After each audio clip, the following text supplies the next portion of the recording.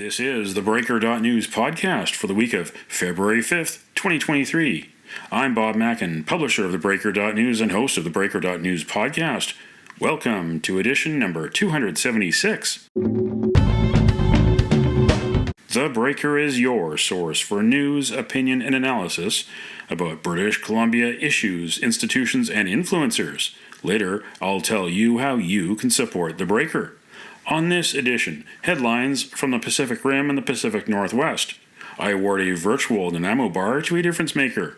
And the big deal feature, Art Heals and Art Helps. Hear from Vancouver Boat Show guest Inna Nagaytseva, a watercolor artist from Ukraine who is staying in Calgary because of the war.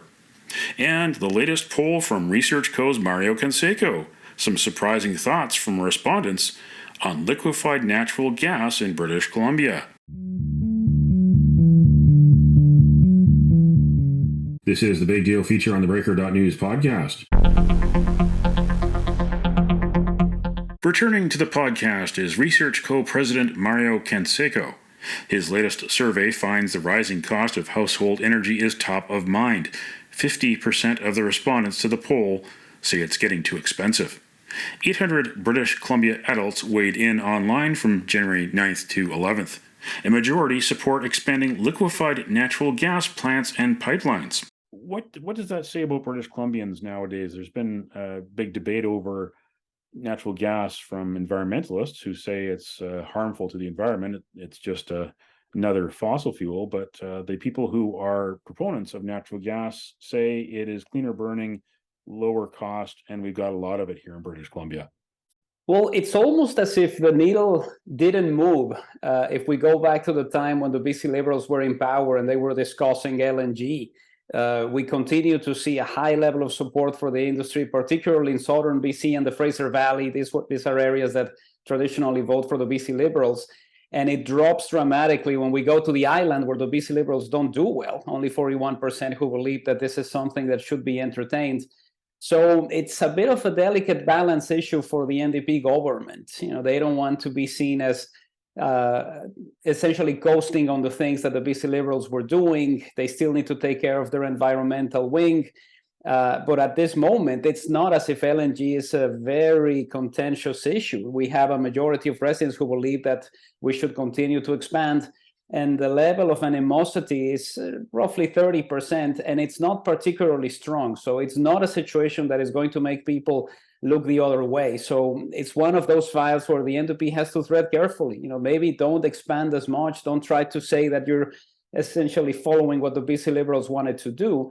But there is definitely interest outside of their core base on expanding this industry. Geopolitics and the Ukraine war have impacted the cost of energy. Here in BC, the BC Liberal government maybe oversold LNG while it was in power. You can't forget Pamela Martin's famous $1 trillion tweet. But what about nuclear energy? They've got it in Washington State, and they've got it in Eastern Canada. Well, I think it was certainly surprising to see this as a split. I was expecting maybe the level of opposition towards nuclear power to be higher than it is. One of the reasons for this is the inflationary concerns. You know, we have people who are very worried about the fact that their electricity bill is going to go up significantly. It's higher than the level of concern that we see for climate change. So in that sense, people are looking at this more from the standpoint of their own wallets, and they're looking at nuclear power under specific circumstances as something that they would be happy to entertain. The numbers would be very different on this issue 10, 20 years ago. There's been a lot of discussions about whether they should be included, the fact that we have it in Washington State. And what's really fascinating to me looking at the numbers is we don't see a significant variation by party. BC Greens are just as likely to think of nuclear power as an option as BC Liberals or BC NDP voters. So what this requires in a way is a champion politically, somebody who wants to talk about this and certainly discuss some of the benefits of trying to bring those reactors into BC. Because it's not a non-starter. I mean, you look at the numbers, it's not as if the level of animosity towards nuclear power is so high that nobody would touch this, but there are certain votes to be gained, and certainly BC residents seem to be welcoming of something like this if it benefits them directly. Talk about that balance there. People are worried about their energy use, but they're also worried about how it's going to affect the environment. Where are people going there? I think part of what we see is the stories coming out of the United States, the situation that they've had over the past few years, particularly in California, as far as moments when you're going to have rolling blackouts, when you're going to be asked to not use electricity at all. There's a concern that something like that could happen here. It's not as high as what we see for the actual cost of energy generation, which is the one thing that is definitely troubling people. But it's really remarkable, because when we used to ask this question in the early years of this century, we got more people who were concerned about the environmental aspects of energy generation and energy consumption than their actual cost. And this really speaks about the situation that we're facing as far as inflation is concerned, when the number one issue is, I don't want to pay too much for my energy. It used to be significantly lower down the list because we didn't have as many pressures from a budgetary standpoint. And now it's number one concern. People think of energy and they think, how expensive is this going to be? Whereas 15 years ago, they probably would have said, how is this going to affect climate change? So our pockets are definitely winning the battle at this point when it comes to the way we feel about energy. The federal and BC governments are aggressively pushing electric cars and trucks. They want to phase out gasoline by 2035. 70% of respondents to Mario Canseco's poll like the idea, but 38% say it is not achievable. But people are looking at this with some skepticism. Well, this one was an eye-opener for me, because you do have a lot of residents who believe that this is a laudable cause. We should definitely look into phasing out fossil fuels when it comes to actual transportation. But there's still a lot of skepticism from residents. We have a larger component of that 70%, 38% who say, I just don't think this is achievable. It's nice to look into the calendar and think that by 2035, this is something that is going to be done. We've seen in research that we've conducted previously, a lot of concerns from motorists as far as running out of juice and not finding a place where they can charge their vehicle. Those are things that are certainly making those decisions more complicated, even when we have all of those rebates in place. But there's also the questions about whether this is happening too quickly. We know that the BC government originally said 2040 for this, and then the federal government said, well, we want to do this federally, so you'd better have this ready 5 years earlier. So now we're looking at a different date when this is going to be affecting British Columbians, and it's just 12 years down the road. So there's a lot of concern about whether this is happening too quickly and what is going to happen with people who depend on the fossil fuel industry. So part of it is how much is this going to cost? Is this going to be a situation where, as we get closer to the moment when I can't use my car anymore, are the cars that are electric going to be sufficiently cheap so that I can get one? So there's a lot of budgetary constraints, of course, but more than anything, is this happening too quickly? Should we have set a specific goal in mind that wasn't as close as 2040? And finally, before I let you go, calling an audible about Super Bowl. Eagles or Chiefs, who do you think will win the big game down in Arizona? I like the Chiefs by 4 points. That's the way I'm calling it. That was Mario Canseco of ResearchCo joining me on theBreaker.news podcast. Go to researchco.ca. The Vancouver International Boat Show returned to BC Place Stadium from February 1st to 5th. The Level 2 exhibition featured Inna Nagaytseva, a watercolor artist from Ukraine. The first anniversary of Putin's illegal war on Ukraine is coming February 24th. Nagaytseva brought her art to Vancouver to raise money for her family and for her countrymen who are fighting against Putin. My name is Inna Nagaytseva. I'm watercolor artist from Ukraine. And you're here at BC Place Stadium at the boat show. Tell me how you got here. Yes, I was invited by Boat and BC Association to present my art and to help to raise some funds for Ukrainian people. I am originally from Kyiv, but in May I was moved into Canada to Calgary. Now I live in Calgary. How did it affect you personally? Well, for real, it's a horrible year for me, horrible year for all of my family, because it's very difficult to live in this situation and to speak with the family who are unfortunately still in Ukraine. But we're trying to live and trying to help how we can help. Sorry, my English not very perfect.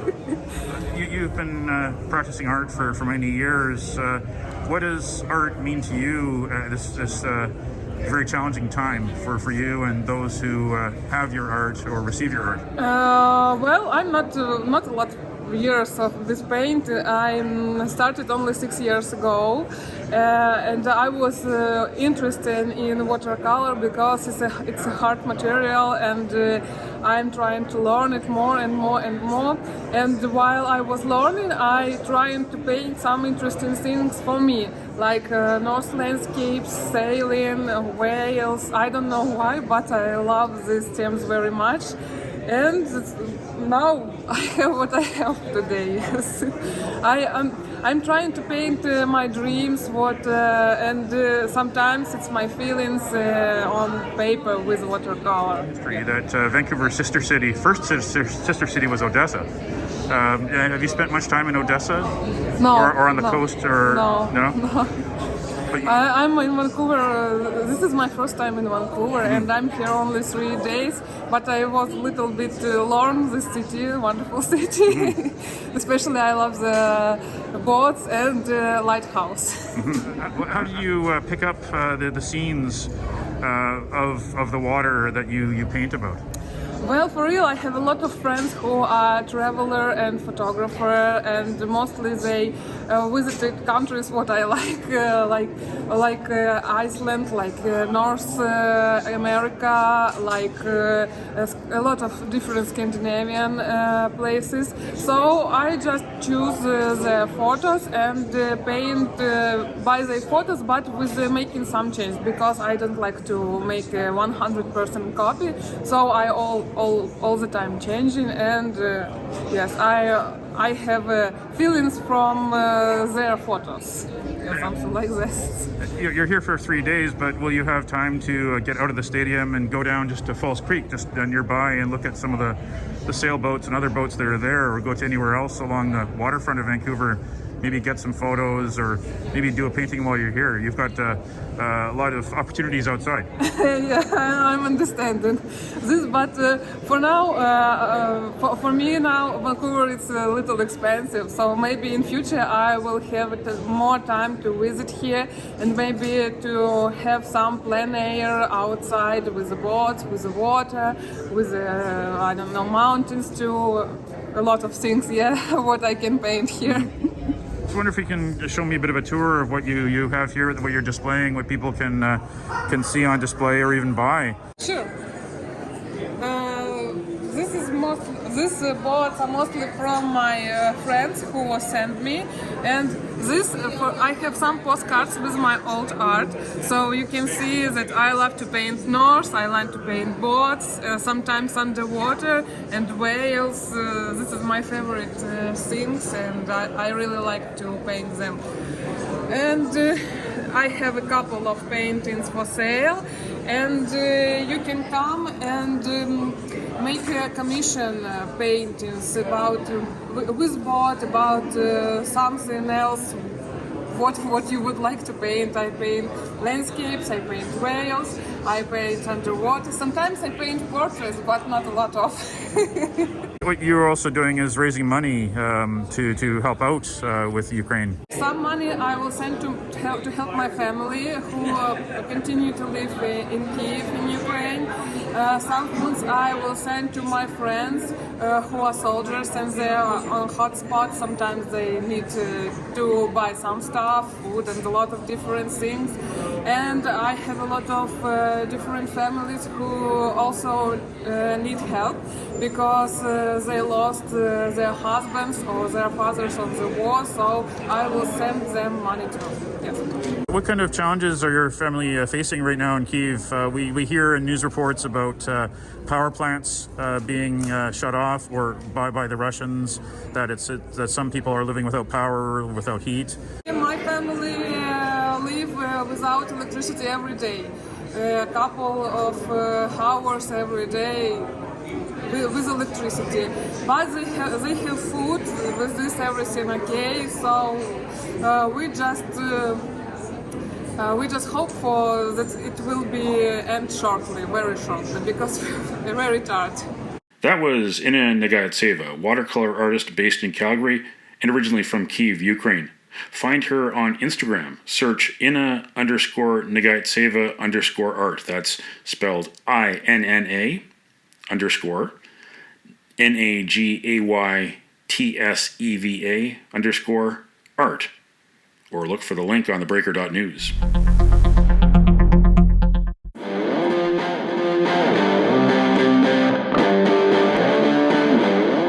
Now it's time on the Breaker.news podcast for Around the Rim. We look at news headlines around the Pacific Rim. In the Taiwan news, Taipei MRT bomb threat comes with demand Taiwan reject Swiss delegation. Similar threats were made last week, with the latest specifying Taiyuan Airport MRT Station A1.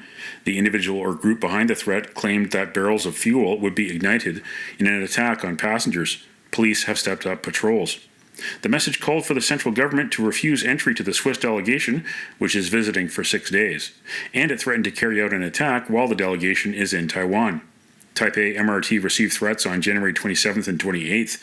The individual, who is not in Taiwan, was quickly identified by the authorities as a young Chinese citizen who studied in Taiwan.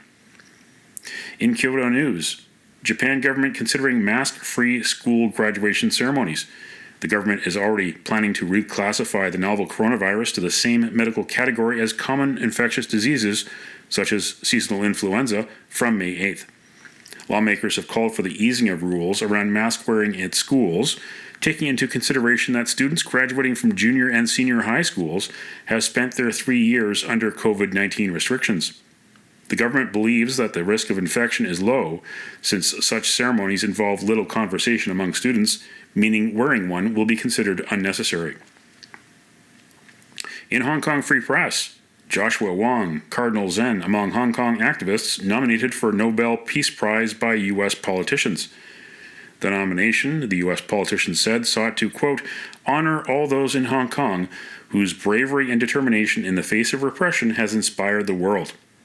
Also among the nominees are pro-democracy media mogul Jimmy Lai, Tiananmen Vigil organizer Chow Hang-tung, former journalist Gwyneth Ho, and former lawmaker Lee Cheuk-yan. The 6 were nominated by Republican politicians Marco Rubio and Christopher Smith, and Democrats James McGovern and Jeff Markley. That's Around the Rim on this edition of the Breaker.news podcast.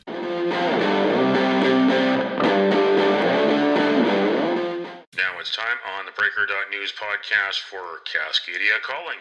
We look at news headlines around the Pacific Northwest. In the Oregonian, Multnomah County says it plans to pay landlords a year's rent to rapidly house people living in tents in and near downtown Portland.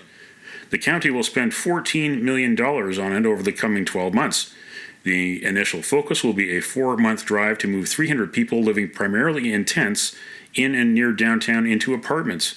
The county would guarantee private landlords it will pay them a year's worth of rent, plus give them other protections such as mediation services if tenant-landlord issues arise.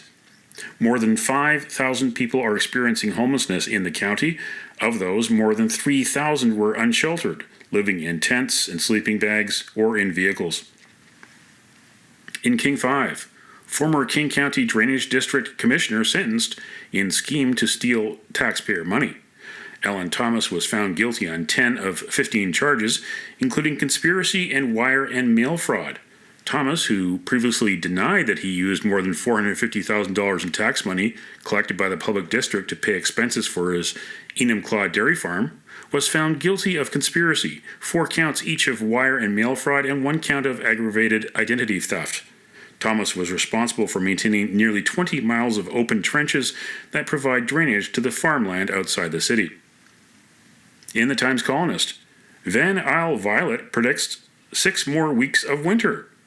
Groggy Vancouver Island marmot makes a twitching motion when put on the scales for weighing in dim lighting on Groundhog Day. Violet lives at the Marmot Recovery Foundation's facility on Mount Washington near Courtney. Last year, she correctly predicted additional weeks of cold weather. That's Cascadia calling on this edition of the theBreaker.news podcast.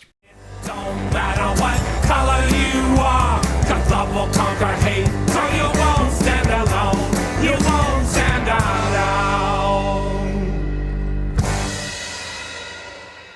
The virtual Nanaimo Bar, brought to you by Spruce Hill Contracting. Every week we end the Breaker.news podcast on a tasty note by awarding the goodness of a virtual Nanaimo Bar to people making a difference. A virtual version of the province's favorite dessert bar goes this week to priests, rabbis, imams, leaders of churches, chapels, synagogues, and temples in British Columbia, whatever the religion. It's World Interfaith Harmony Week until February 7th. You can nominate someone for a virtual Nanaimo Bar. Send me an email to bob@theBreaker.news. Spruce Hill Contracting, custom homes and renovations. Find more information at sprucehill.ca.